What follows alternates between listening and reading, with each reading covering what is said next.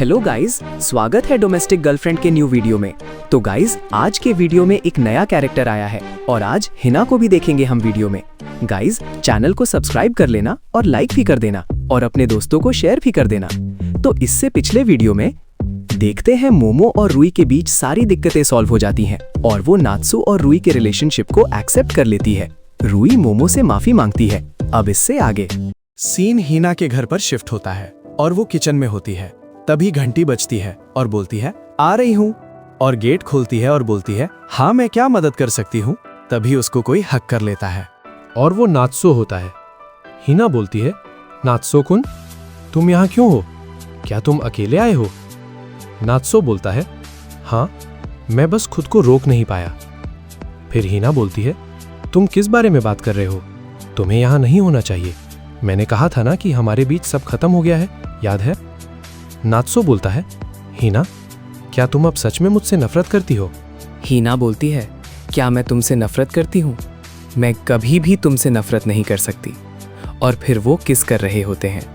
फिर हिना बोलती है नात्सुओ, मैंने तुम्हें बहुत याद किया।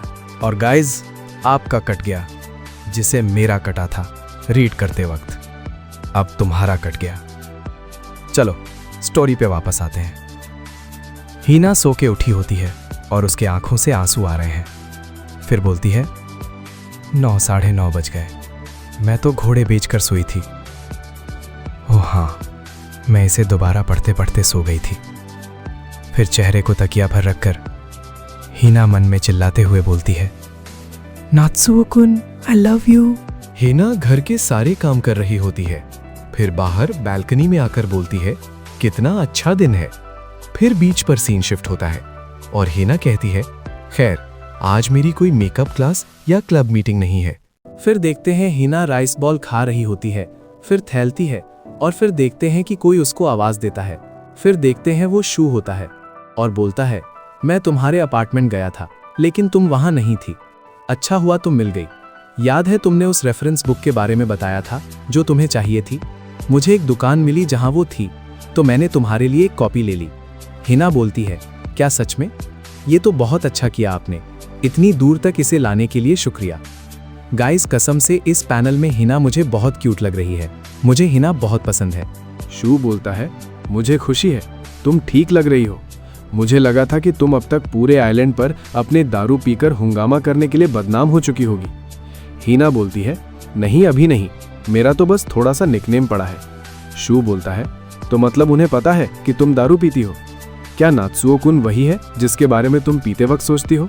तुम बहुत भोली हो। न्यू ईयर के लिए तुम्हारे क्या प्लान्स हैं? क्या तुम यहीं रुक रही हो? हिना बोलती है मेरी मम्मी ने भी फोन करके यही पूछा था। उन्होंने मुझसे छुट्टियों में घर आने को कहा, लेकिन मेरी सिचुएशन में वहां जाना थोड़ा मुश्किल है। मैं अभी भी उलझन में हूँ। फिर सीन चेंज होता है और नात्सु की ग्रेड डी आई हुई है। टीचर बोलता है क्या तुम ठीक तो हो?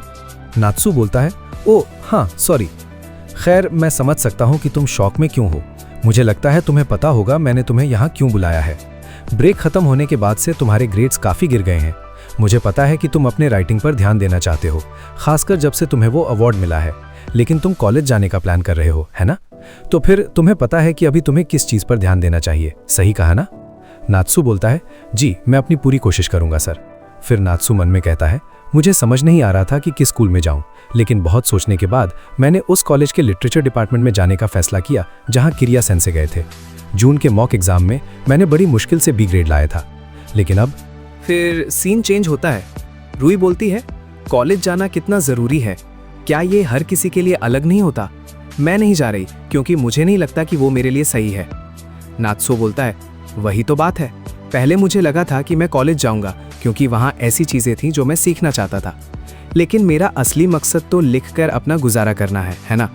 ऐसे में मुझे लगता है कि मैं खुद से पढ़ सकता हूँ और लिखना जारी रख सकता हूँ, साथ में कोई पार्ट टाइम काम या ऐसा ही कुछ करके।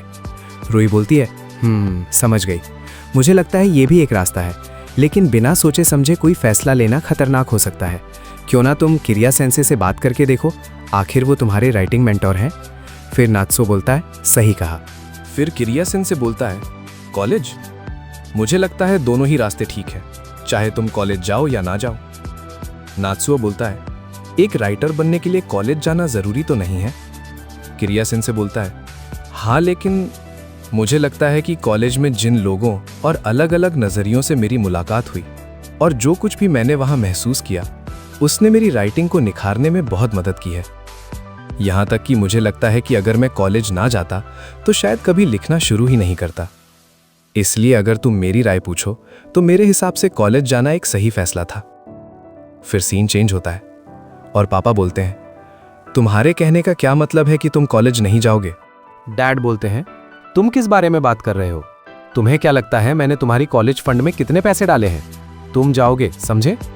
मैंने तुम्हें लिखने की इजाज़त इसलिए दी थी क्योंकि तुमने कहा था कि तुम अपने ग्रेड्स अच्छे रखोगे। मम्मी बोलती है, अब बस भी करो, वो अभी नासमझ उम्र में है। वैसे भी कॉलेज जाने से कोई सक्सेस की गारंटी नहीं मिल जाती, लेकिन मुझे लगता है कि ये दुख की बात होगी। एक अच्छी पढ़ाई से तुम्हें समाज में ज़्यादा इज्जत मिल सकती है। अगर तुम्हारा काम सफल रहा और तुमने एक राइटर के तौर पर अपना नाम बना लिया तो फिर कोई दिक्कत नहीं होगी, लेकिन अगर ऐसा नहीं हुआ तो? मैं इसे इस तरह कहना नहीं चाहती, लेकिन हो सकता है कि तुम अपनी मार्केटेबिलिटी खो दो। फिर सीन चेंज होता है। नात्सुओ बोलता है, ओ अच्छा, क्या मैंने वजह ढूंढना शुरू कर दी? तोगेन बोलता है, ये साफ दिख रहा है कि तुम कॉलेज ना जाने के लिए बहाने ढूंढ रहे हो। सच तो ये है कि मुझे भी नहीं पता कि राइटर्स के लिए कॉलेज जरूरी है या नहीं। मेरी नज़र में कॉलेज बस एक बड़ा मोरेटोरियम है, एक तरह का ग्रेस पीरियड। तुम्हें ऐसी आज़ादी मिलती है जो हाई स्कूल में कभी नहीं थी, जहां सब कुछ पहले से तय होता है और तुम ये चुनकर खुद को एक बेहतर इंसान बनाते हो कि तुम अपना वक्त कैसे बिताओगे। आखिरकार ये आज़ादी तुम्हें अपनी रूह को पहचानने का एक अच्छा मौका देती है, चाहे तुम आगे चलकर सैलरीमैन बनो या राइटर। एक बार काम शुरू करने के बाद सोचने का वक्त मिलना मुश्किल हो जाता है। फिर सीन चेंज होता है। नात्सुओ बोलता है, तो फिर मैंने फैसला कर लिया है। आखिरकार मैं अपने एंट्रेंस एग्जाम्स में अपनी पूरी कोशिश करूंगा। डैड बोलते हैं, बहुत अच्छे। मैं सोच ही रहा था कि पढ़ाई के लिए एक अच्छा माहौल कितना जरूरी है, इसलिए मैंने ये सब जमा किए हैं, प्रेप स्कूल के पैम्फलेट्स। आज रात खत्म होने से पहले चुन लो कि तुम कहाँ जाना चाहते हो। फिर सीन चेंज होता है। नात्सु बोलता है, देखते हैं क्लास बी। एक्सक्यूज मी, क्या हम कहीं भी बैठ सकते हैं? ये मेरी पहली क्लास है। फिर एक लड़की बहुत गुस्से में नत्सुओ को घूर रही है। फिर सीन चेंज होता है और रुई बोलती है, तो फिर प्रेप स्कूल का पहला दिन कैसा रहा? नात्सुओ बोलता है, ऐसा लग रहा है कि चीज़ें उतनी अच्छी नहीं रहीं। रुई बोलती है, क्या तुम्हें लेसन पसंद नहीं आया? नात्सुओ बोलता है, नहीं, टीचर तो ठीक है, बस ऐसा लग रहा है कि बाकी क्लास के बच्चे पहले से ही एक दूसरे के साथ घुल मिल गए हैं। मुझे नहीं लगता कि मैं वहां फिट हो पाऊंगा। रुई बोलती है, इससे क्या फर्क पड़ता है, वैसे भी तुम वहां सिर्फ पढ़ने गए हो। नात्सुओ बोलता है, हाँ लेकिन। फिर रुई उसके करीब आकर बोलती है, वैसे तुम हमारी डेट पर कहाँ जाना चाहते हो? मैंने संडे को काम से छुट्टी मांगी है, मेरे हिसाब से एक्वेरियम जाना सही रहेगा। नात्सु बोलता है, ओ संडे को तो मेरी सारा दिन क्लास है, सॉरी। फिर रुई गुस्से में मुंह फुला लेती है। फिर नात्सुओ बोलता है, क्या तुम क्या चाहती हो मैं क्या करूं? फिर रुई गुस्से में कमरे से चली जाती है। फिर नात्सुओ बोलता है, वो तो सच में भड़क गई है ना। फिर रुई वापस आती है और इस बार राइस बॉल लाती है और बोलती है, ये लो तुम्हारे स्नैक। नात्सुओ बोलता है, शुक्रिया। फिर देखते हैं नात्सु की नज़र उन राइस बॉल पे पड़ती है और उन पर लिखा होता है, बेवकूफ़। फिर नात्सुओ बोलता, यार चीज़ें मेरे हिसाब से नहीं चल रही हैं, लेकिन ये खाने में स्वादिष्ट है। फिर सीन चेंज होता है। नात्सु अपने कमरे से निकलता और बोलता है, मैं थक गया, रात को सोने में बहुत देर हो गई थी। और रुई ऊपर आ रही होती है। रुई अभी भी गुस्से में दिख रही है। रुई बिना कुछ कहे नात्सुओ के पास से गुजर जाती है। नात्सुओ उसे जाते हुए हैरानी से देख रहा है। नात्सुओ बोलता है, सुनो, कल रात के राइस बॉल के लिए शुक्रिया, वो बहुत फिर रुई बड़ी जोर से दरवाजा लगाती है। नात्सुओ बोलता है, क्या वो अभी भी कल रात की बात पर गुस्सा है? नात्सुओ को कल रात की ओनिगिरी और रुई का गुस्सा याद आता है। नात्सुओ बोलता है, लेकिन यार इसमें मैं कुछ नहीं कर सकता। रुई बोलती है, मैं निकल रही हूँ। नात्सुओ बोलता है, इतनी जल्दी? रुको, मैं भी तुम्हारे साथ चलता हूँ। हे वैसे मैं कल प्रेप स्कूल से उस वक्त फ्री हो जाऊंगा जब तुम्हारा काम खत्म होगा। क्यों ना हम साथ में घर चलें? मैं तुमसे वहीं मिलूंगा। हम रास्ते में कन्वीनियंस स्टोर से वो नए मिनी पाफिस भी ले सकते हैं। या फिर हम थोड़ा घूम कर जा सकते हैं। और फिर रूई बोलती है, रहने दो, तुम्हें इस तरह मुझसे माफ़ी मांगने की ज़रूरत नहीं है। नात्सुओ बोलता है, तो फिर मुझे क्या करना चाहिए? क्या तुम चाहती हो कि मैं प्रेप स्कूल ना जाऊं या ऐसा कुछ? फिर देखते हैं रूई ने अपने बैग की पट्टी जोर से पकड़ ली है। रूई बोलती है, मुझे पता है कि तुम कुछ नहीं कर सकते, लेकिन अगर हम घर पर एक कपल की तरह नहीं रह सकते और ना ही वीकेंड पर बाहर जा सकते हैं, तो फिर मुझे लगता है कि मेरे पास पूरा हक है कि मैं थोड़ा सा गुस्सा दिखा सकूं। फिर सीन चेंज होता है। नात्सुओ मन में बोलता है, यार मैं क्या करूं? हमने बस एक डेट कैंसिल की है, इसमें इतनी बड़ी क्या? अरे मेरा इरेजर कहाँ गया?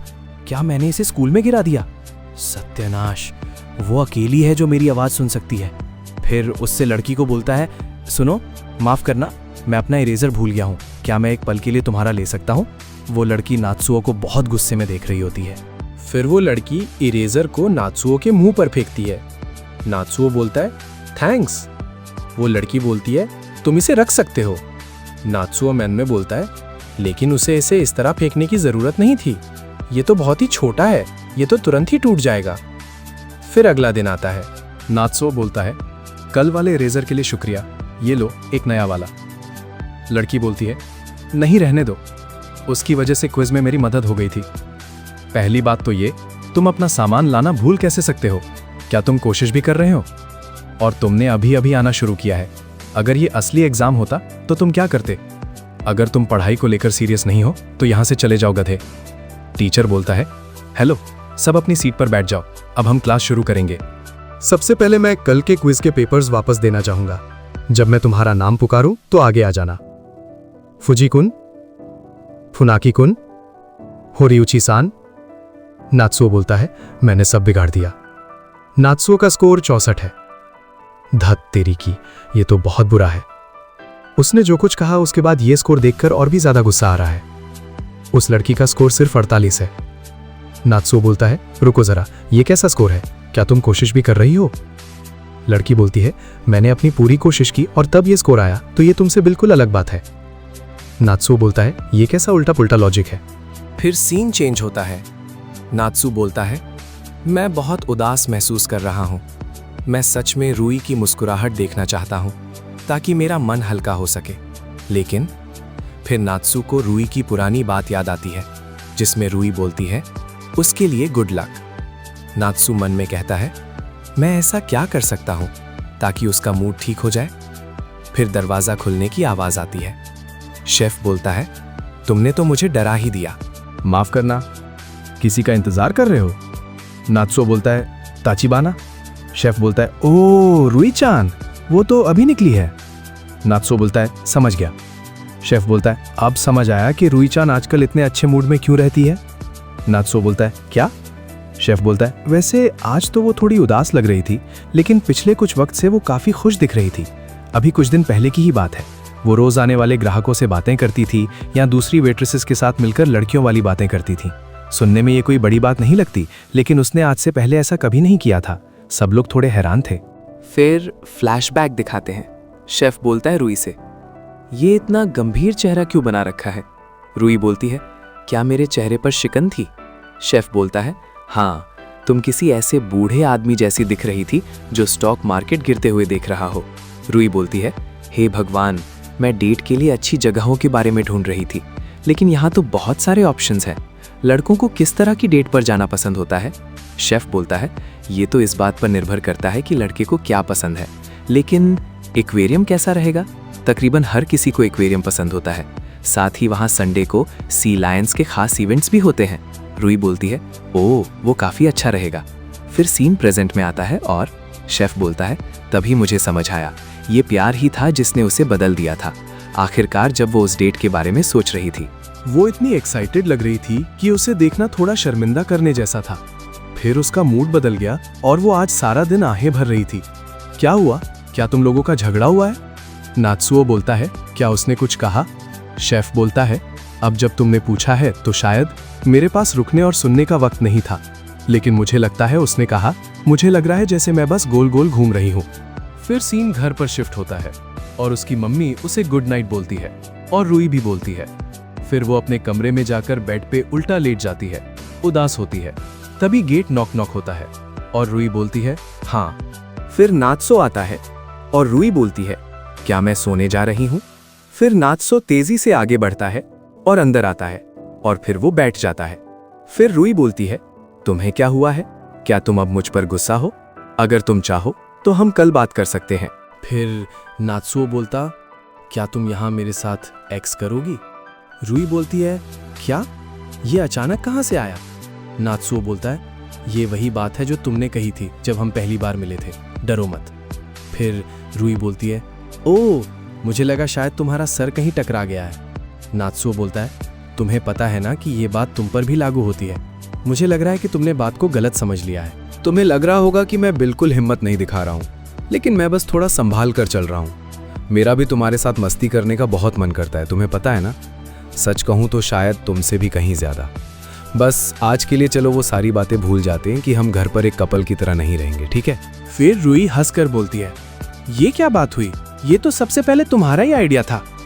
नात्सो बोलता है अगर तुम नहीं चाहती हो तो फिर मैं चला जाता हूँ। रुई बोलती है ऐसा नहीं है कि मैं नहीं चाहती, लेकिन क्यों? नात्सो बोलता है मेरा मूड बस अभी वैसा है। रुई बोलती है नहीं, तुम्हें तो ये कहना चाहिए था ना कि मैं बस इसका तजुर्बा लेना चाहता हूँ, है ना? नात्सो बोलता है उस वक्त के लिए जरूर, लेकिन अब बात अलग है। फिर नात्सु उसके मुंह पर टेप लगा देता है क्योंकि आवाज ना हो। फिर दोनों करते हैं। नात्सु बोलता है ठीक है, अब मुझे निकलना चाहिए। रुई बोलती है ठीक है। नात्सु बोलता है मुझे पता है कि ये संडे तो खराब हो गया, लेकिन मैं जितनी जल्दी हो सके डेट के लिए वक्त निकालने की कोशिश करूंगा, ठीक है? फिर नात्सुओ गुड नाइट बोल के चला जाता है। आखिरी पैनल में रुई बेड पर अकेले लेटी है और नात्सुओ की खुशबू महसूस कर रही है। नात्सुओ इमेजिन करते हुए जा रहा होता है और बोलता है यार पिछली रात रुई बहुत क्यूट लग रही थी। नात्सुओ के डैड बोलते हैं मॉर्निंग। नात्सुओ इधर आओ एक मिनट। नात्सुओ बोलता है क्या हुआ? पापा बोलते हैं सुनो, मैंने सुन लिया था तुम क्या कर रहे थे कल रात। जब मैं नीचे से गुजर रहा था तब मैंने सुन लिया था। नात्सुओ बोलता है डैड मैं। पापा बोलते हैं बेटा तुम्हें थोड़ा काबू रखना चाहिए।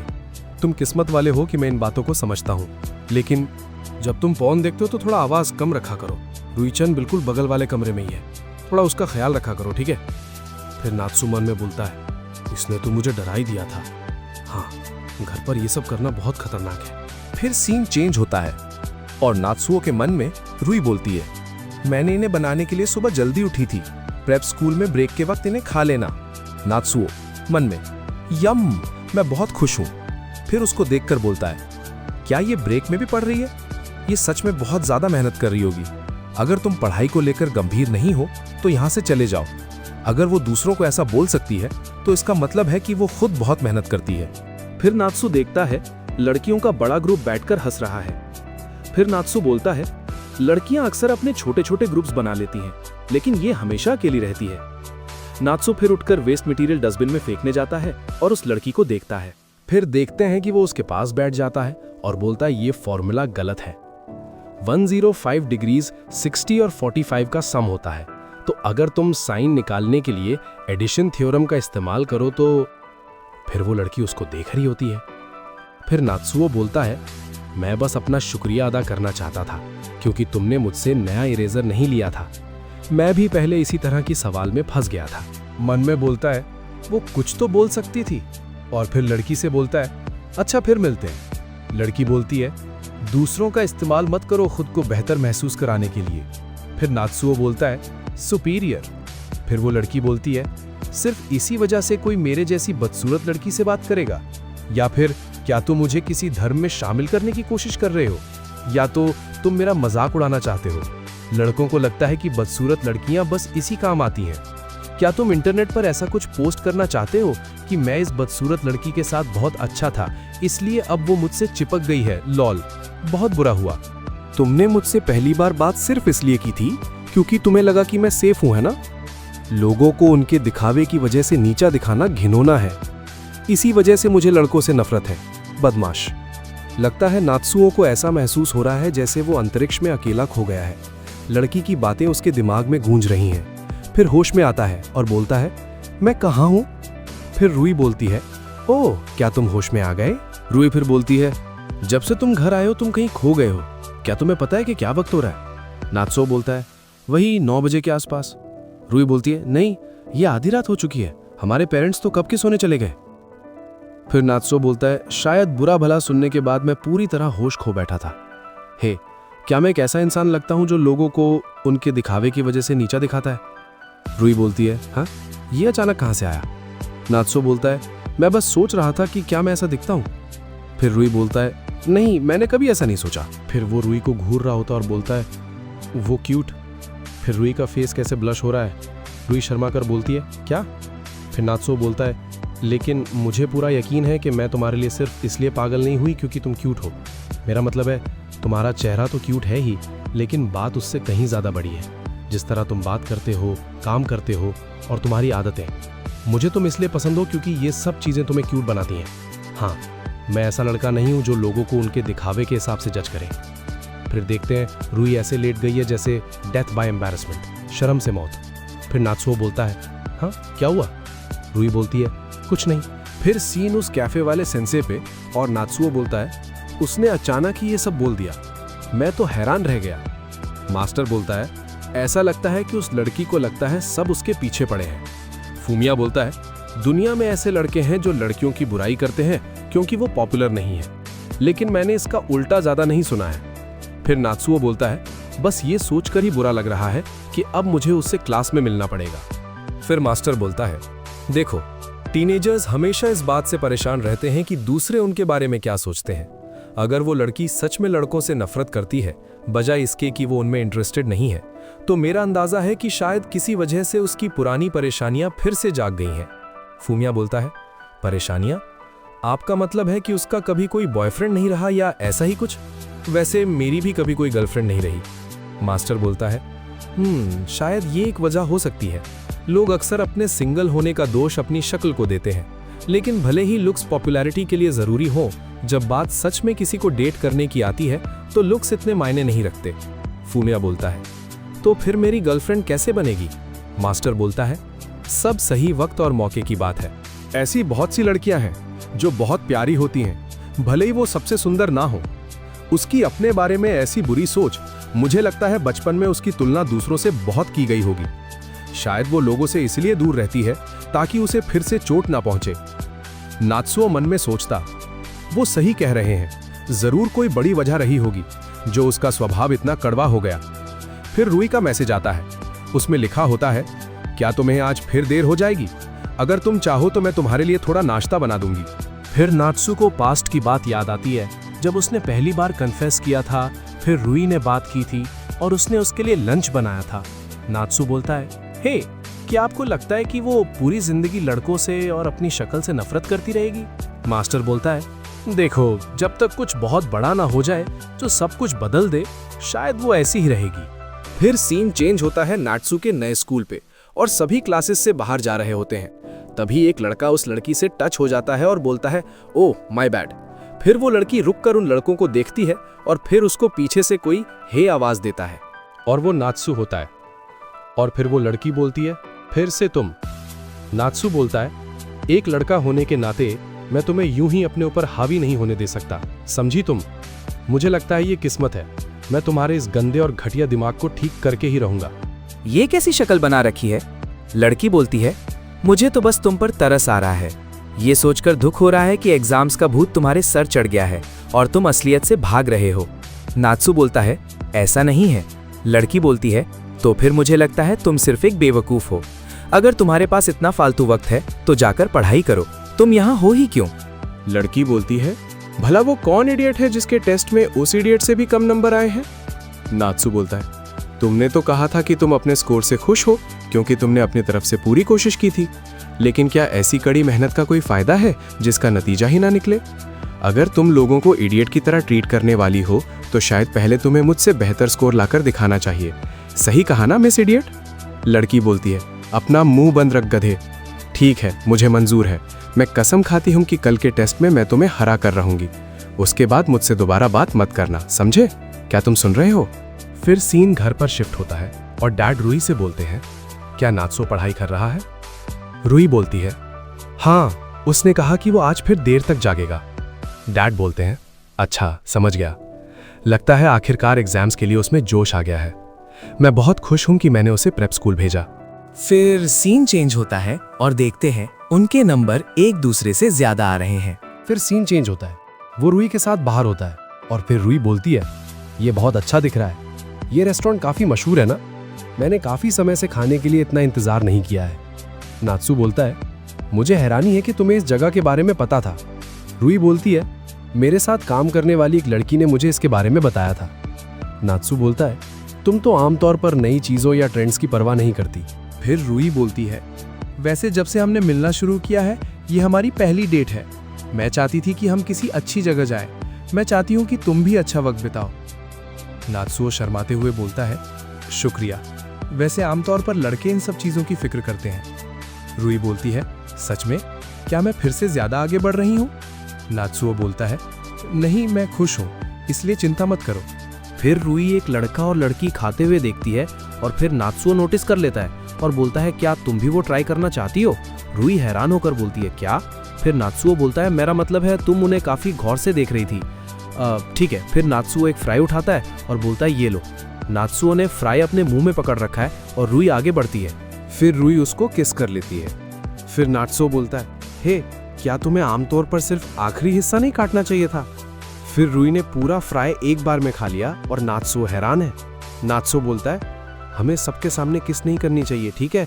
ये काफी शर्मिंदा करने वाला है। फिर आसपास के लोग बोलते हैं, ये बात तो हमें कहनी चाहिए। फिर रूही बोलती है, वैसे तुम्हारा प्रेप स्कूल कैसा चल रहा है? तुम आजकल काफी कड़ी मेहनत से पढ़ाई कर रहे हो। फिर नात्सु बोलता है, प्रेप स्कूल? मैं ये तो नहीं कह सकता कि मैं क्लास में सबके साथ बहुत घुल मिल गया हूँ, लेकिन अभी मेरा एक छोटा सा मुकाबला चल रहा है। रूही बोलती है, मुकाबला? नात्सु बोलता है, हाँ, क्विज़ेस को लेकर। देखो, क्लास में एक अजीब सी लड़की है, वो मुझे थोड़ी थोड़ी तुम्हारी याद दिलाती है जब हम पहली बार मिले थे, लेकिन वो बहुत ज़्यादा गुस्से वाली है और हर वक्त अपने बारे में ही सोचती रहती है। वो अपनी शक्ल की वजह से लड़कों से नफरत करती है और अपनी बातों से किसी को भी चोट पहुंचा सकती है। तो मैंने सोचा कि क्या मैं कुछ कर सकता हूं और उससे बात करने की कोशिश की, और पता नहीं कैसे ये कौन ज़्यादा स्कोर करेगा वाले मुकाबले में बदल गया। रूही बोलती है, मैंने सोचा कि क्या मैं कुछ कर सकता हूं से तुम्हारा क्या मतलब है? क्या तुम उस लड़की को फंसाने की कोशिश कर रहे हो? नात्सुओ बोलता है, बिल्कुल नहीं, ऐसी कोई बात नहीं है। तुम्हें सुनना चाहिए कि वो मुझसे कितनी गंदी बातें करती है। तुम्हें फिक्र करने की कोई ज़रूरत नहीं है। रूही बोलती है, ठीक है, अगर तुम ऐसा कहती हो तो फिर मैं भी फिक्र नहीं कर रही हूँ। नात्सुओ बोलता है, हाँ सही है, मैं तो बिल्कुल भी परेशान नहीं हूँ। फिर सीन स्कूल पर शिफ्ट होता है। फिर सीन चेंज होता है और नात्सुओ और वो लड़की आमने सामने होते हैं। नात्सुओ बोलता है, हमने लगभग हर सब्जेक्ट में मुकाबला किया है, लेकिन ये क्लासिक्स की क्विज जो आज हमें वापस मिलने वाली है, हमारी आखिरी होगी। क्या तुम तैयार हो उस लड़के से हारने के लिए जिसका तुमने मजाक उड़ाया था? लड़की बोलती है, सपने देखते रहो। फिर टीचर बोलता है, ठीक है, अब मैं सबके क्विज वापस कर रहा हूँ। आइजावा, ईटो। फिर देखते हैं नात्सुओ के 98 और उस लड़की के 100 आए हुए होते हैं। लड़की चिल्ला के बोलती है, यस। नात्सुओ बोलता है, नहीं। फिर लड़की बोलती है, हारने के लिए तैयार हो? अबे छोरो भी, अब कैसा लग रहा है अपनी ही बातों का स्वाद चक्कर? फिर टीचर हंसते हुए बोलता है, एक क्विज को लेकर इतना ज्यादा गुस्सा और जोश तुम दोनों ने ही बहुत अच्छा स्कोर किया है। फिर नात्सुओ मन में बोलता है, धत तेरी की। लड़की बोलती है, मैंने कभी सोचा नहीं था कि मुझे कभी परफेक्ट स्कोर मिलेगा।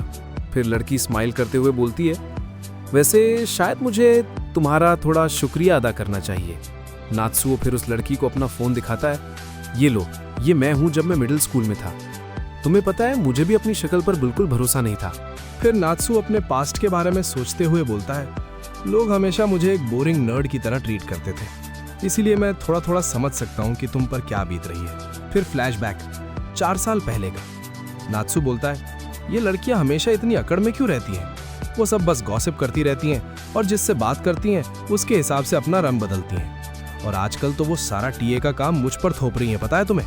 फुमिया बोलता है, काफी बुरा हाल है, बाप रे। नात्सु मन में, कितनी आफत है, लड़कियां सिर्फ मुसीबत की जड़ होती हैं। फुमिया बोलता है, छोड़ो भी, सब ऐसी नहीं होती। नात्सु बोलता है, लगभग सब ऐसी ही हैं, वो एक बीमारी की तरह है। फुमिया बोलता है, नात्सुओ? नात्सु बोलता है, क्या? फिर फुमिया नात्सुओ को स्लैप कर देता है। नात्सुओ बोलता है, ये किस लिए था?